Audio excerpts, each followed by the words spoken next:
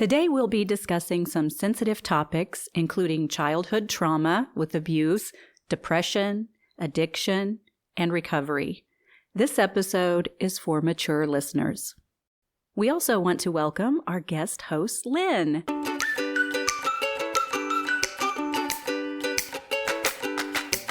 Welcome to the Book Barn. I'm Lasha. And I'm Lanie. And I'm Lynn. We'll be joined today by guest author Gil Merrick to talk about his powerful memoir, Haunted Victory. In this deeply personal book, Gil shares his journey from a painful childhood to a life of horses, success, and healing. It's a story of endurance, courage, and hope. This is our first interview with an author of a memoir. Hi, this is Gil. Hello, Gil. This is Lanie from the Book Barn. How are you? I am doing really well. I'm guessing you're in the Midwest somewhere? Yes, we're in Kansas. Okay. Cold and snowy? Not too snowy yet, but I don't know if you can tell, my voice is pretty bad. I've been a little sick this week. Kansas, the weather's kind of cranky. We might have a 60-degree day, and then we turn around and have a 12-degree day. Oh, boy. I live in the tropics of Florida, so I just got back from an hour's walk on the beach. So, I will rub that in. So nice. Well, Gil, this is Lasha, and I want to thank you for joining us. Well, thank you. Hi, Gil. I'm Lynn. Hi there. So before we talk about your writing, Gil, we'd love to know, what kind of books do you enjoy reading? Probably three different genres. The first is historical fiction, and I was turned on to that by the master, Ken Follett. I'm also a real fan of mysteries and thrillers. Tammy Hogue is one of my favorite for murder mysteries. I actually know Tammy personally. She's a very accomplished international level horse rider, and I know her from my time in that world. And then I've read all of the Cormoran strike novels from Robert Galbraith, also known as J.K. Rowling. I think they're phenomenal. I also read her books just to study her writing style, because if she sold more books than anybody else, I want to know what she's doing. So yeah, that's fun. And I also enjoy, I think any author would say, literary fiction. Right now, I'm reading Mr. Peanut by Adam Ross, and that was after reading his book Playworld, which I enjoyed tremendously. I enjoy Hernán Díaz. I started with his book Trust, and I just got another one of his to read. And then Anthony Doerr from All the Lights We Cannot See. That was fabulous.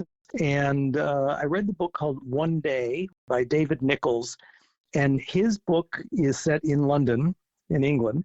He picks one day in July, and he uses that day every year over a period of years to track the relationship between his two protagonists. I loved that structure and used it for the novel that I just published in June called Come September. And so I use the whole month of September, actually over a 17-year period, and I follow the lives of 4 teenagers from the Detroit, Michigan area. So that was just fully inspired by him, and I loved the structure, so I took that on board. I did see that you had been working on other books or had a different book published. You also mentioned in your book that your favorite piece of literature was a Tennessee Williams Cat on a Hot Tin Roof. That's right. I had read the play probably when I was in my 30s or something. And then it was around 2004, 2005, I was living in Washington, D.C., and the play was on at the Kennedy Center. I was working there in the city. I took some days off and went to the play and remembered just how much that story resonated with me. Also, the movie with Paul Newman and Elizabeth Taylor was a classic, and I still watch that one from time to time. We were discussing it before we got on with you, and we've not seen it. Well, it's certainly worth a see, and it's one of the best films made. It's really an incredible film. I will have to do that. Super. You've really added to my TBR list. Do you have any authors who have influenced or inspired you? I would say Barbara Taylor Bradford, when she wrote A Woman of Substance, and that was back in 1980. And it was really one of the first pieces of fiction that grabbed me because I couldn't stop reading it. I couldn't wait to get home at the end of the day, finish my dinner, go to my room, and get lost into this world that she had created with the character she had. And it spans over decades, a story of rags to riches. And then it launched her career. And that one really made a difference. And then later in life, Kite Runner by Khaled Hosseini really, really struck me. That one it had me want to write. It had me thinking about how do you tell a story like that where there's so much in it. But the number one book that really inspired me, and I must have come across it in the 90s, is Pat Conroy's book, Beach Music. And that one blew me away as far as what literary fiction is and the art and the craft and the power of writing. And I read it again about 2 years ago, just because now I'm in the world of writing. And I thought, well, my gosh, and I read many of his books. And I read it like I had never read it before. It's one of those books, I could read each sentence 2 and 3 times. Oh, and wow. I just marvel, how does his mind put these sentences together? It's an incredible artistic talent he has as a writer. So I'm truly inspired every time I read something by him. Pat Conroy is our dear friend Stacy's favorite author, and I have 2 of his books on my nightstand waiting, and I've not read him yet. So now I'm real anxious to dive into those books. Well, boy, he will not disappoint. And it doesn't matter which one. I think I've read almost everything he's written. It won't matter which one you pick up. It's going to be marvelous. So, Gil, have you always been a reader? Did you read in your childhood? Did you have a book from your childhood that maybe made a lasting impression? I was fortunate going to the public schools. I grew up in Shaker Heights, Ohio, and their public school system has won accolades and awards forever. And I was in middle school, so 13, 14 years old, in 1970, 1971, so that era there. And they had us read all the classics. But the one that really impressed me was Catcher in the Rye by J.D. Salinger. And I think it's because, the Holden Caulfield, who's the main protagonist, he's a teenager, he's 16, he's in an elite boarding school, and his friends, his roommate Stradlater and the guy next door, Ackley, I connected with them somehow. So that book, that impressed me and had me want to read more. And then we were required to read what I call the classics, Homer's The Odyssey and To Kill a Mockingbird and The King Must Die, and books that in the 70s were required reading. But it was Catcher in the Rye that had me say, I really like to read. The school kept us busy. We had great language programs in those schools. I actually knew a librarian at a grade school, and I overheard her telling her students once that a set of books actually kind of saved her life. Wow. She said when she was a child, she had a bad home life. By getting into the books, she found an escape that way. And I know you went through, some tough times. So I wondered if books took you away a bit, but I guess maybe your time with your horses is what took you away a bit. It was the time with the horses, and I was so horse crazy. It's a term they use in the horse world. If I was reading, it was about the art of training horses and the history of training horses. And it's interesting, I didn't read the fiction. I didn't read the Black Stallion and Flicka and those books, which were kind of, popular back then. I wanted the lexicon. I wanted to understand where this came from, what I was doing, being with the horses, caring for them, riding them, being around my friends who were as enamored with them as I was. That was my escape. That is truly where I went to find solace from all the other problems. Yeah, that's very understandable. Yes. Yeah. In your book, you wrote about a time when you were in New York City, and I've been to the city multiple times. One of my children, he lives there, and I could visualize when you describe the different landmarks, especially in Central Park. Do you ever go back to the city?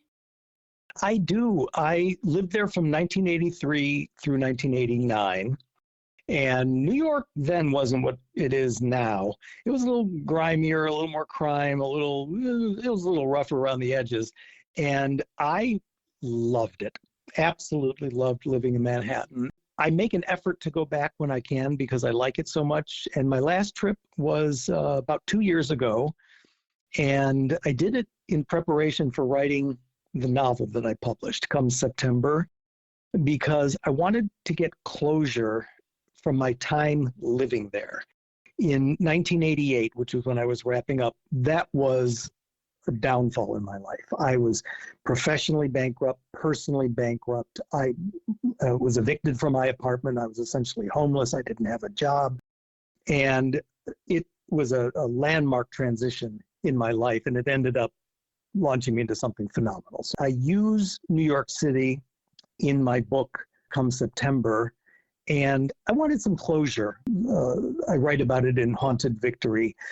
Dick and Jane Brown, who are the two elderly people that I spent my last years in California with, they're from there, from Park Avenue, and I lived 2 blocks from Park Avenue when I was there. So something called to me to go back, to go to the Statue of Liberty and to see all that. And I'm really glad I did, because now I feel like New York City is a clean slate.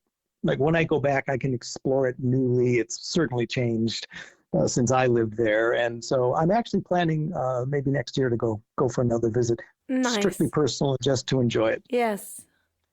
So in your book, you tell that you learned to be both a leathersmith and a clockmaker, which seems like a really unique mix. Which did you enjoy the most? Leathersmithing, 100%. And what I was doing was I was hand making the bridles and halters and different pieces of equipment that are used to train horses. So of course it was an immediate connection for me. And I started when I was 16, and I did it for, I think, 5 more years, maybe 6 more years. And the reason I liked it more than the clockmaking requires precision, and it's highly engineered, and it requires, well, precision is the guiding word. Leathersmithing requires the same thing, but to me, it's more of an art than clockmaking. And if you think about an Hermes Birkin bag or any of their fabulous equipment, and they make a point out of saying every stitch is placed by hand. And that's in the days of my leathersmithing, we didn't use machines. Everything was done by hand. And so you would walk into your leather shop and there'd be hides of leather, and each one's from an animal. So it's unique in its texture and its form. And, you know, if that poor cow got run into a barbed wire fence, well, there's the scar mark right there on the hide. You have to cut around that. And so you're taking this huge piece of leather and turning it into this beautifully hand-stitched finished piece where the edges are beveled and it's stained with a beautiful, you know, mahogany stain and polished with a deer bone. And so every single piece is unique. Whereas in clockmaking, your job is to make the identical piece time after time after time after time. And it was fun. I did that when I was living in Germany, and Germans are masters at things like clockmaking. But the leathersmithing was a more creative outlet. I think I got more satisfaction from that. Okay, so speaking of Germany, you have a degree in German, and you mention in your book that you really enjoyed those classes. Gil, I took German in high school. I could not wait to get out of that class. It was hard. I, again, will give credit to the Shaker Heights public school system. Our family moved to Shaker Heights when I was 10. I was in 4th grade. And in elementary school, French was required. And I stuck with it through middle school. I didn't find it hard at all. Maybe French is similar enough to English, but we had good teachers and a great program. I think languages are something we either do or don't have a propensity towards. I do, so I'm fortunate that way. Then in high school, I just wanted to change, so I took Spanish for 3 years. Found that very easy, as a matter of fact. So when I went to college, I knew I wanted to study business. That was kind of a given for me. But I also wanted to go to Germany and learn horse training because they are the best in the world. They have been for centuries. They still are. And the best teachers are there. The best horses are there. So I wanted to go there to train. And my instructor at the time said, well, then you'd better learn some German because I don't think anybody wants to teach you in English. And this was back in the 1970s before Americans were going there regularly. And that's why I declared German as a major. So having learned French and then Spanish, I was tuned for learning language. And German is a very, very precise language. For instance, the grammatical rules, they don't change. every letter in every word. It's pronounced the same way every time. And that's sung to me because I'm like that.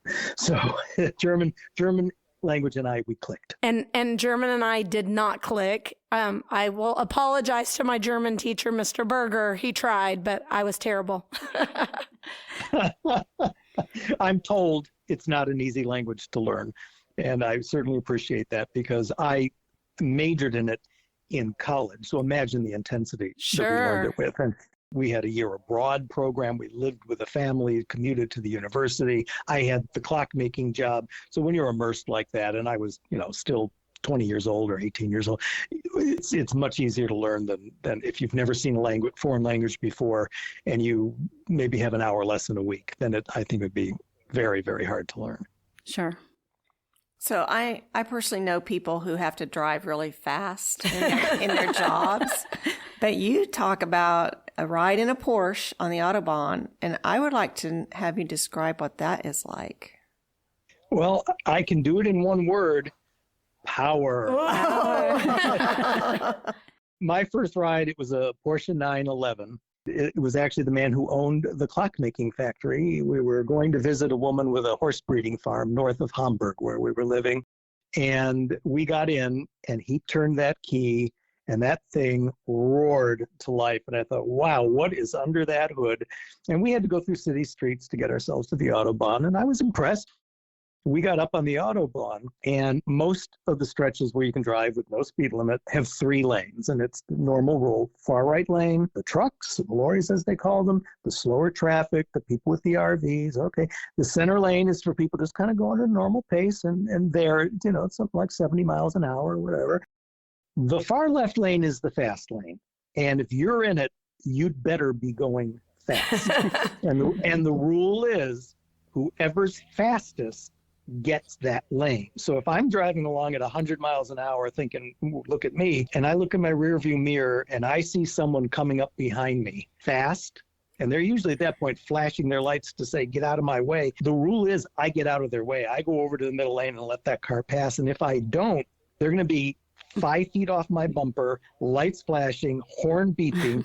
And they're not actually being obnoxious because that's the rule. Yeah. And so if you have the Porsche or a Beamer or, top end or say, and you're in that lane going 110 and somebody's only going 100, the 100-mile-an-hour guy's got to move. Yeah. So as we got up onto the Autobahn and sort of make our way to the fast lane, it was clear, open space, and he let it rip. I grew up near Cedar Point, the amusement park. I've never felt a thrill like that, a car accelerating from probably 80 to maybe 115 in what seemed like a nanosecond. And so power was the word to describe that. My word would probably be terrifying.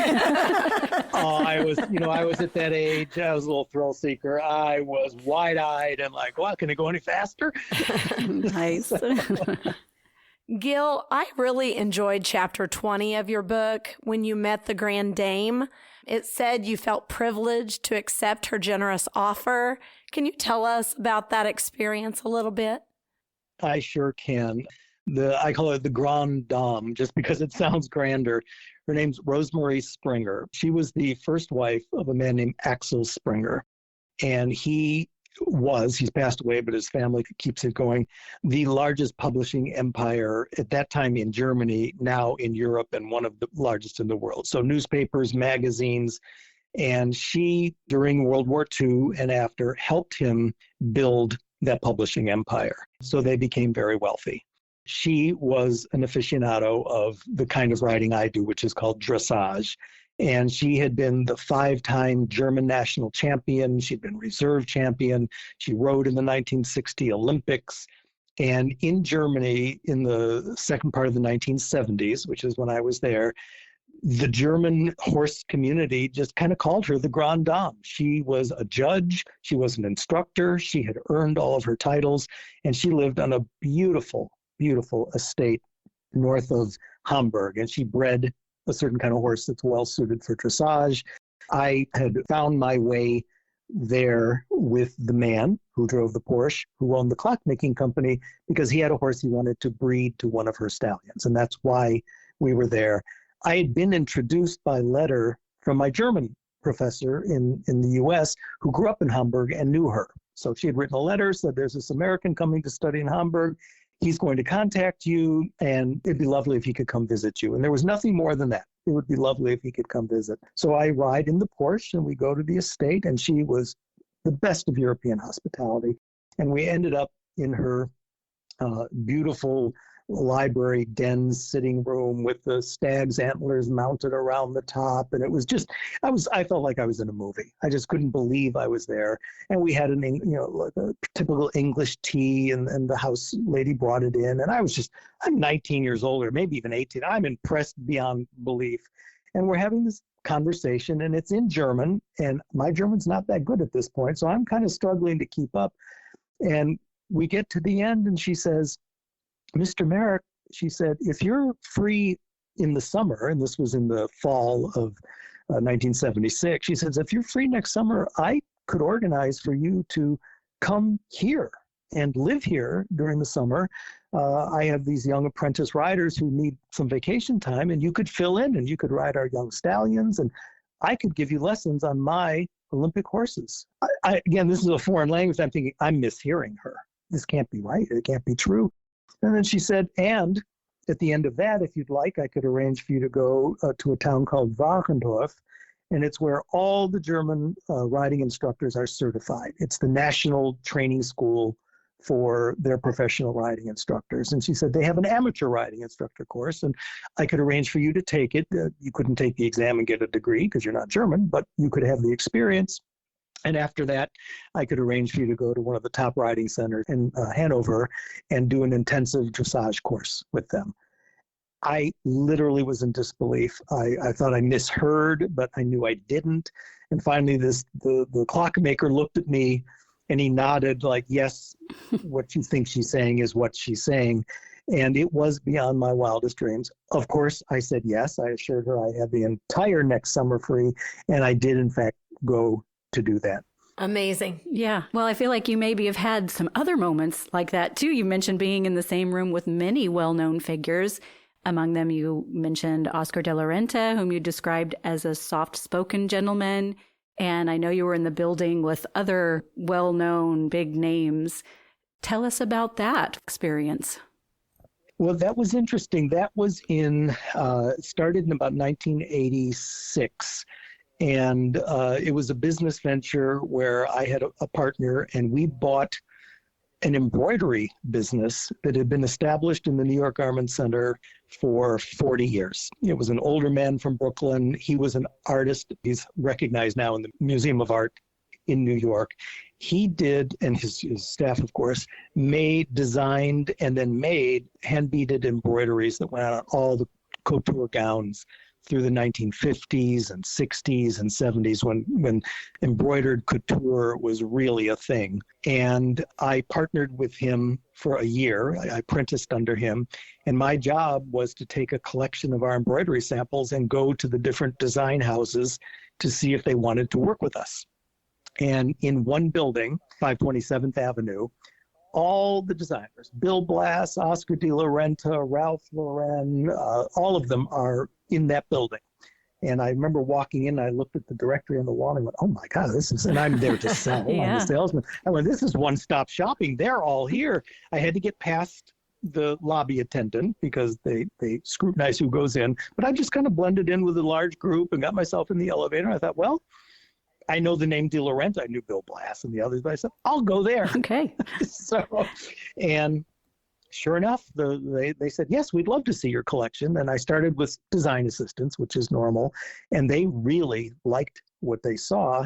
And Mr. De Laurentiis used this embroiderer for many, many years. So he was familiar with him. My collection was from a group in Europe. And that's who I was representing. That was my business, was to represent them. And so the design assistants went to the back and brought him out. And I turned, and I'd seen him photographed, Mr. De Laurentiis photographed many, many times. But for all the celebrities I've met in my life, the ultra-wealthy people through the horse world that I met and managed their horses for the Olympics and got to know, I'll use the pun, he was cut from a different cloth. And the reason I say that, he epitomized world-class elegance and sophistication. he'd be the model that other people try to emulate when they're trying to be that way. It's not something he was doing, like he was putting on some kind of show almost. It's who he was. He spent his whole life with the wealthiest people in the world making the women beautiful. That was the world he lived in. So, of course, he lived in opulence and he was around opulence. But there was something about him. There was a soft nature to him, a refinement. It was one of the most amazing people I've ever met. And it turned out for the next 3 seasons, I worked with him. And very rarely was he directly involved. It was usually his design team. But he would come in and out. And at one point, I arranged for an actress called Kelly LeBrock, who was in a film with Mikhail Baryshnikov. She needed a gown for the opening night of the event. So I took her in to Laurentis to get her the gown, and he was involved. And we also worked on a wedding gown for a Saudi Arabian princess that ended up having something like 4,500 Swarovski crystals and pearls. Wow. So I got to work with him on that. But he was really, of all the well-known people that I've met, he stands out the most. Wow. He really does. Well, we need to talk about the Olympics. You made it. You did it. I did. Yeah. Gil, I had never thought about horses having to fly on planes. That's crazy. We got to get across the ocean somehow. I know. I just never thought about it. That's right. It's a huge business. There are thousands and thousands of horses flown all over the world every year. And a very dear friend of mine named Tim Duda runs the Duda Corporation, a company he started himself decades ago. And he's been flying the top polo horses and equestrian competition horses all over the world for his entire career. And that includes, of course, the Olympics, the Pan American Games, World Cup events, World Championships, all of that. So it's a big business, and there are a lot of nuances to it. People don't know it, but sometimes if you're on, but we used to fly 747s. Now it would probably be the Airbus 300s and whatnot. But the back third of the fuselage of the plane is often, the upstairs area is a retrofitted cargo area. And the horses stand, usually 2, in a stall, but it's a container. And it gets lifted with a scissor lift to the side of the plane, pushed in on the floor, has all rollers on it, into the cargo hold, and the horses stand there and they're given a big old bag of hay and they have a bucket of water and they fly first class Wow. all over the world. And there's of course a wall that separates it. There's usually a galley for the flight attendants, and then in front is just a smaller cabin, and very often no passenger knows that there are horses back there. When we flew our team we went first to Amsterdam for quarantine for the horses, and then we actually flew to Hong Kong for the Beijing Olympics. The riders and their grooms and the other people, they're flying in the cabin with all the other passengers, and they can get up and go back, and an attendant will let them go back and see their horse. And the horses are well attended. There's a veterinarian back there. There are attendants. They're well cared for. And so if they happen to get a piece of hay lodged in their hair or some such thing and go back to their seat in the cabin, a passenger might look and go, why do you have hay in your hair? And then it would be revealed, but otherwise they don't know. But for the most part, the horses are flown in cargo planes that are outfitted 100% for horses. So you could have 30 horses in a plane at any given time. And it used to be a big business for FedEx. Oh, really? Whole division. And they just closed that division. And it's because they had that accident with a model of the airplane. They just had a crash. And they said, oops, we better stop using those planes. And those were the ones they were using for the horses. I think they're. But anyhow, those horses will still get flown. Yeah. There's no problem about that. Well, we know that athletes give everything, and we only get to see the smiles, medals, trophies, and all of that. But you kind of showed us another side, the pressure, stress, the struggles. So when it was all over, did you feel like your dream had come true? My dream had absolutely come true, and it was an incredible feeling. It was a feeling of accomplishment, satisfaction, completion around that. I think it's Jim LaCosta from NBC Sports said it best. You know, it's the thrill of victory and the agony of defeat. Every athlete will have their story, and each one's worth a book, what it takes. Because think of any sport. There are hundreds of people who are really good at that sport. And in the case of equestrian, there are only 4 people who are going to be on the team. And so how one gets on that team is an incredible story on its own. Then there are the logistics of getting to the event, preparing. In the world of horse competition, the athlete knows the day, the hour, and the minute that they're going to enter the field of play. It's all planned out. They know way ahead of time. And so psychologically, they need to be ready to peak at exactly that minute. And then you're subject to the moon and the star and the sun and the gods and whatever else can happen. And in equestrian, of course, you're partnered with a horse. It's a living, breathing animal with a mind of its own. And you have to connect with that animal and get on the same plane at the same moment and go in that arena, and you perform close to 30 maneuvers. It's kind of like figure skating with compulsories. You're required to do certain things at certain places, and everybody does the same thing. It's called a test, and you're scored 0 to 10 on each one. And at the end, you get a score, and it's, gold medalist, top score, silver, and so on. And anything can go wrong. And I say in my book, you can either achieve your personal best that day with that horse and just shining from ear to ear, even if you didn't win a medal. Your horse did the best he could do, you did the best you could do, and you walk out, thrilled. Or you can have a train wreck. Just what circumstances don't align, and you have a train wreck. And unfortunately, 2008 Beijing Olympics, the U.S. dressage team, it was a train wreck. And it was a combination of factors. And I would have to say, I guess you just have to read the book to know. But it wasn't just on the field of play, although we did have some really bad luck there. But we had a horse develop a heart murmur when we landed in Hong Kong. It spent 4 days in the clinic. It was exposed to a gel for a certain kind of treatment. It had a forbidden substance in it. It was caught out in a drug test. Our team was eliminated, and it was not our fault. It wasn't a substance we brought to the event. We know it. The horses are tested just like human athletes for drugs, and they're totally banned, zero tolerance. Well, we set a new standard for that. And then after the games, each of the riders had kind of a personal disaster in the next year or two following the games. And so, we watched the games on TV and we see the glory, and it is. I take nothing away from all that. But for all the tremendous achievement and glory that we see as the outside spectator, of all that goes on there, we're probably seeing 5% of what goes on at the Olympics. Yeah. And the rest are just these incredible, each athlete who goes to the Olympics can write a book. Yeah. How they got on the team, how they prepared, how they got ready to compete, what that competition was like, and what happened afterwards is also very, very important. So yes, to answer your question, I feel accomplished that I got there. It was an honor to be the team leader. As the team leader, there were a lot of things to deal with because all those things I described, somebody has to be in charge of managing all that. And I was privileged to be able to do it. It was a phenomenal team, super people. But I had an opportunity a year later through a promotion with the Equestrian Federation to continue in a job where I could have gone back to the Olympics basically every 4 years. And I elected not to. I felt I'd had my experience. Having the job that I had was 24/7, 365 days a year. It never turned off. It was very high stress. And I did it for 4 years, and I thought, you know what? This is good. Let's move on. And that's what I did. Well, sorry to hear about the train wrecks involved with all of it, but we're very glad that your dream was able to come true.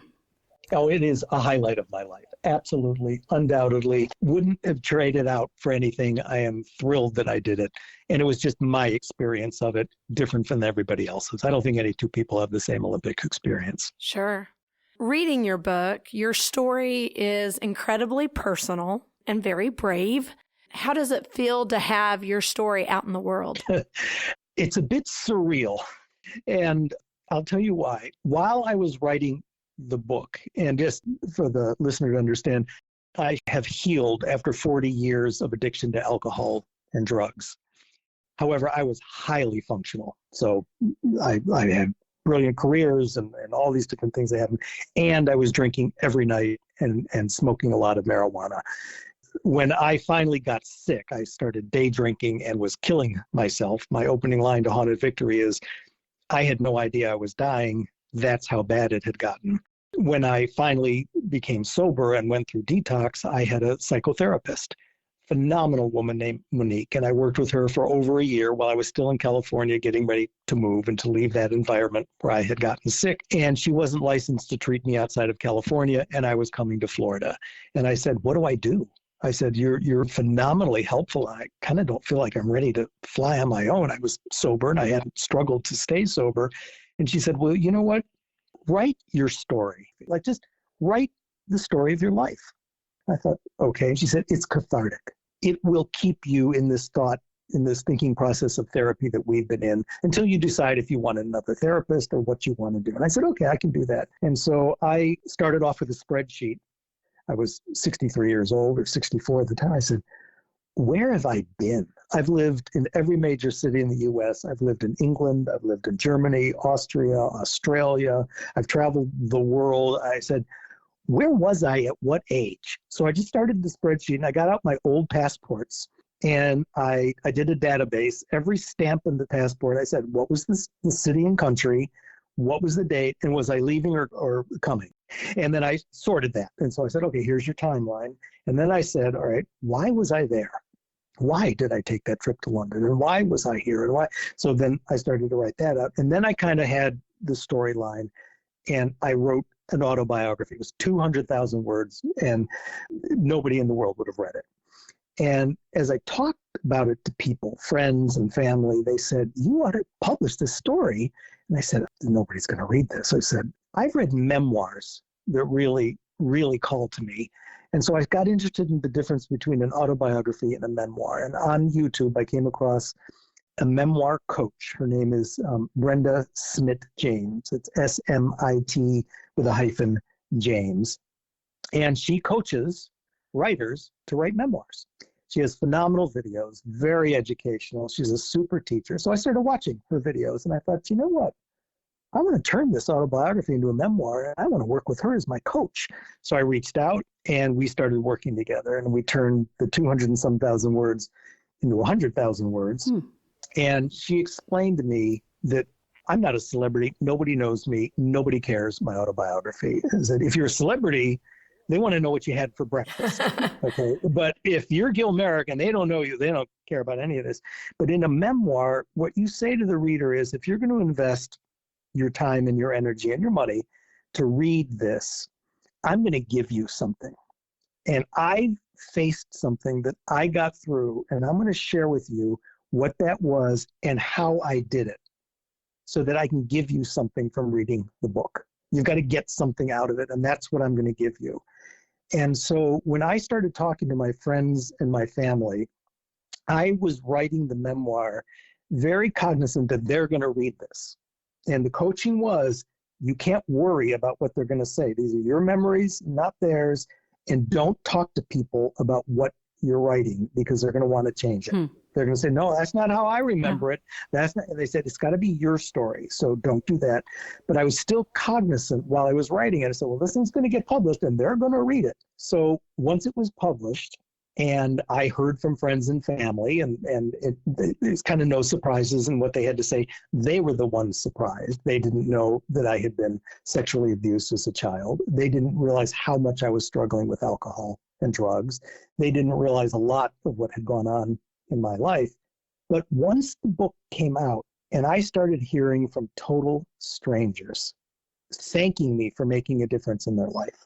And in most cases, they personally weren't struggling with either the trauma from some kind of abuse or addiction. It was people they loved who had been struggling, were struggling, had struggled. They were partnered with. Maybe a woman whose husband grew up sexually abused and couldn't really talk about it. When those people started contacting me and thanking me and having, and a lot of it was in writing through my email page, some of it was in person that I would speak to people, I had this thought, this is where I go back to, it was surreal. Oh my God, there are 8 billion people in this world, and every single one of them has access to this story. It kind of woke me up, like, what have you done? And I am thrilled that it's been received the way it has. It is making a difference for people. And I'm also told it's an easy read. It's very short chapters. I did that intentionally because when I read, I like to pick it up and put it down, pick it up and put it down. And I was covering 63 years of my life. So I was very aware I have to keep the plot moving and I have to keep it interesting and I have to be saying something all the time.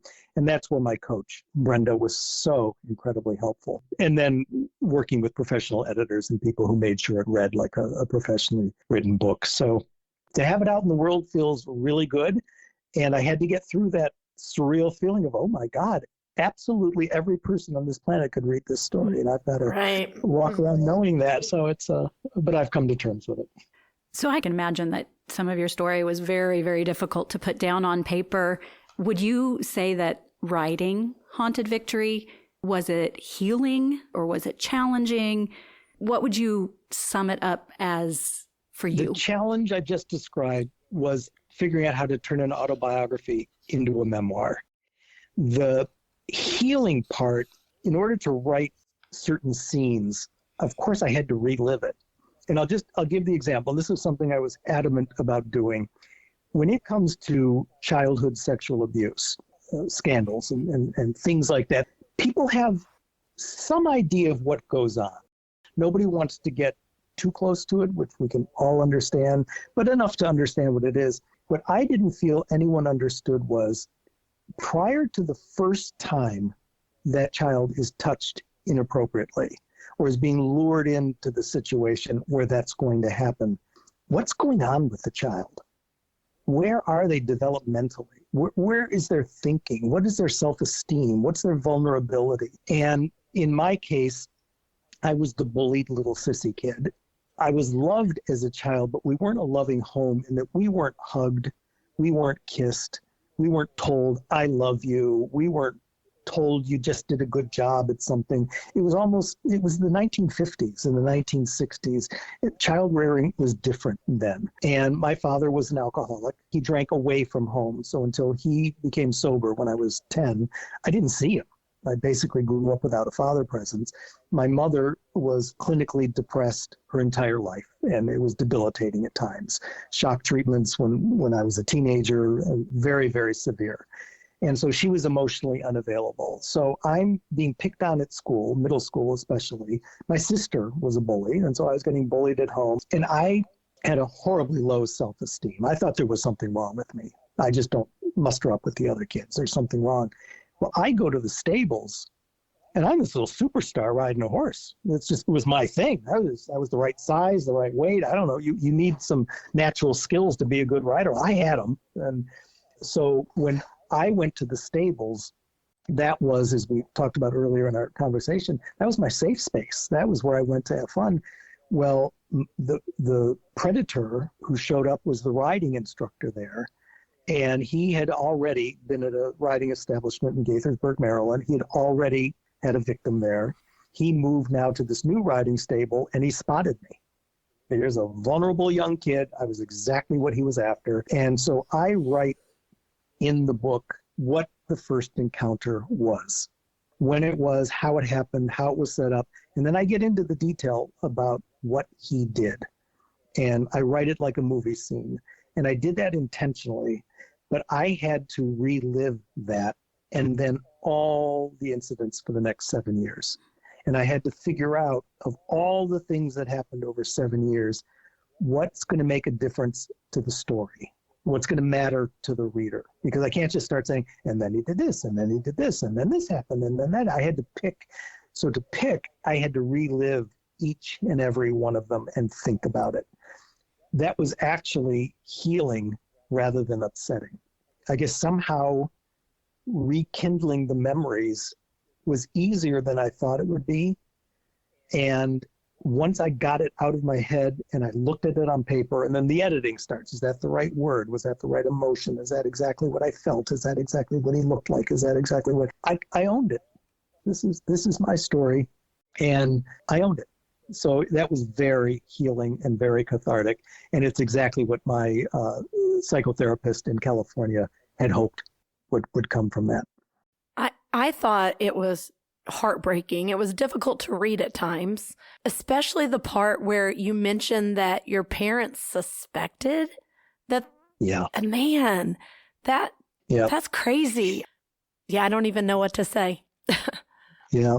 And along with that, my predator was married. This was going on in her house. She'd walked in on these interactions. She knew what was going on and did nothing to intervene. And this is part of what happens when there's sexual abuse going on with children. And I try to, and that's why the book is, many people have told me, it's disturbing to read. It's upsetting. It's sad. And my point is, I don't want people to feel sorry for me. I don't really even see myself as a victim per se. I want people to understand this situation. And if they're raising children now, to understand these predators are out there. This is how they work. And boy, today with online bullying and social media, and kids don't get away from this, they're even more susceptible to a face-to-face encounter with a predator. I know it's happening online, but I'm saying with the online bullying, they're even more susceptible when they meet a coach, a teacher, an instructor, another adult. I believe youth are even more vulnerable. So my message is to the parents today, just watch out. This happens. These people are sick. And a lot of the kids rarely say anything. And I get into, in my book, why we don't say anything. And that was a huge piece of writing the story, was to get that message. That and dealing with addiction are the two things that I'm focused on. Yeah. So addiction, you described that. Alcohol is the great deceiver. And you shared a Japanese proverb that I liked. It was, first man takes a drink, then drink takes a drink, then drink takes a man. And what advice would you share with your listeners who are struggling to overcome addiction? My biggest lesson through this, I'm 5 years sober and I will be an addict, an alcoholic the rest of my life, is recognizing that it's a disease and it needs to be treated.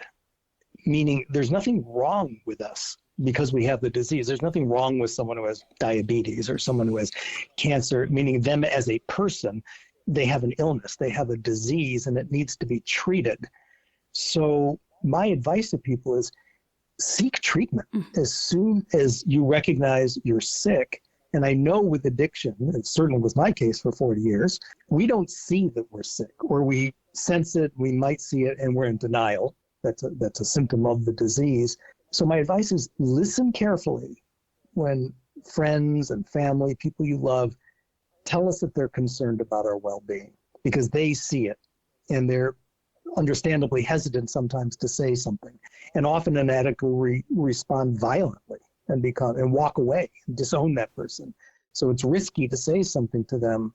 But if an addict finally can understand that they're sick and that there is treatment, that there is a way to treat the disease, then it's up to each person to find their treatment, a care team, a support network, the way that's going to work for them. And then that support network becomes the lifeline. Because I don't know anyone, I'm pretty sure I can say this, who's achieved sobriety on their own. Mm-hmm. And I know people do it. I just don't know them. That somebody wakes up and says, I've got a problem with this, I'm stopping. And people do that, of course, and it takes an incredible amount of strength and courage and self-care to do that. But the people I see struggling, and that was your question, what do I have advice to listeners who are struggling, is to just know it's a disease. There's nothing wrong with us. We don't need to punish ourselves for it, but we do need to treat it. We need to find a way to do that. And the hardest part is to own up and to say, I need help. Yeah. Yeah, definitely is. Yeah. Great advice. Yeah. And congratulations on your sobriety. Yes. Thank you. I've had an incredible support structure. Makes all the difference. It does. It really does. So if you could talk to your younger self, the one that lived through all those experiences, what would you tell him? And say, hey, Gil, there's nothing wrong with you, and you don't need to be perfect. You're lovable just the way you are. I love that. That would be the message. Mm-hmm. My favorite part of the book was your moments with your horses. I especially enjoyed reading about those mornings with Dancer. Yeah. Early in the book, you described that powerful connection you feel when you look a horse in the eye. What does that moment feel like for you? It always feels like I can connect with that horse's soul when I look through their eye. They're one of nature's oldest souls. And what I see They are these magnificent, strong animals. They are powerful, strong animals, and they're elegant movers. It's beautiful to watch them move. There's all of this magnificence about them, yet they have an unconditional trust and generosity of spirit to people. There's something about horses bonding with people that's even different than dogs and cats, and I'm a real dog and cat person, but the fact that we get on their backs and ride them is really, and now there's a different level of partnership in that. And one of the trainer from Portugal that I spent 7 years with taught me something invaluable. He said, a horse will do anything we ask. And there's that generosity of spirit. If two things, one, they understand what we're asking them to do. And that's 100% on the rider. That's our riding aids, how we use our legs and our hands and our weight and our voice and everything else. So if we can't make the horse understand what they want, and believe me, there's a lot of really bad riding out there. People who don't take the time to learn properly and don't use the proper balance. And it breaks my heart to watch it because the horse is tolerated. Riders are bouncing on their backs and yanking on their mouth on these heavy metal bits, and they're out of balance, and the horse is confused. Do you want me to stop? Do you want me to go? What do you want me to do? And these horses, if they weren't as kind as they were, they could get us off their back. They could launch us in a nanosecond. And if they were really mean, they could take those front hooves and pound us into the ground. And they don't. That's the remarkable thing. And I see it in their eye. And the other piece is the horse will do anything we ask if they understand what we want. And if they're able, they're athletes and they have to be conditioned like a gymnast. They have to be strengthened to do, if you want a horse to jump over a 4-foot jump, they have to have some push power in those hind legs, and their backs have to be strong, and they have to be able to do that. And I often see riders asking the horse to do something. The horse simply isn't able to. It's not that they don't want to. They just physically can't do it. It would be like, taking somebody who's never jogged in their life and say, go run a marathon. They can't. So I see a lot of what I call that abusive riding, because the horse will try its living heart out to do it for us. And sometimes they just aren't able, or they just can't understand, but they're generous. They don't hurt us. If they're in survival mode and they think they're going to get hurt or they're terrified, they will try to get rid of the rider. That happens. But for the most part, no, they're generous. And that's what I see in their eye. This powerful animal that is so kind and so generous and so trusting, and you see it in their eye. Well, you can tell that you love horses. I sure do. So, Gil, before we let you go here, I can't thank you enough for taking the time to visit with us. This has been a really good interview, and we want to thank you for that. Well, you're very welcome, and thank you for inviting me. I had every intention when I published Haunted Victory to talk to people about it and to share it with people. And I think we've done a fair job to a listener to say it's not an easy read. And that was intentional. I didn't write this for a big audience. It's for people who really, they're either struggling with these issues or they know they love someone who is. And the book was designed to help. That being said, it's selling hundreds of copies. I'm getting wonderful feedback, and these opportunities to talk about it enrich the whole experience for me. And it's part and parcel to me. It's one thing to publish the book. That's an accomplishment. It feels great. But then to be able to have conversations about it, and you two have just been phenomenal, and your questions and your generosity and giving me the time for this. So thank you. Well, thank you. Thank you for sharing your story with us and with our listeners. And we want to wish you the very, very best. Thank you very much. And I will continue to take my walks on the beach and listen to your podcasts. Well, that was a good interview, wasn't it? I agree. Yes. Haunted Victory reminds us that even in our happiest places, the past can find a way to follow. We do wish him peace.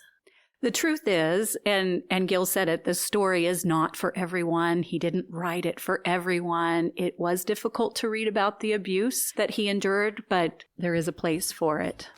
So thank you to our listeners for joining us today in the Book Barn. We hope that you enjoyed our interview with Gil Merrick. And again, his book is Haunted Victory. So until next time, I'm Lasha. And I'm Lanie. And I'm Lynn.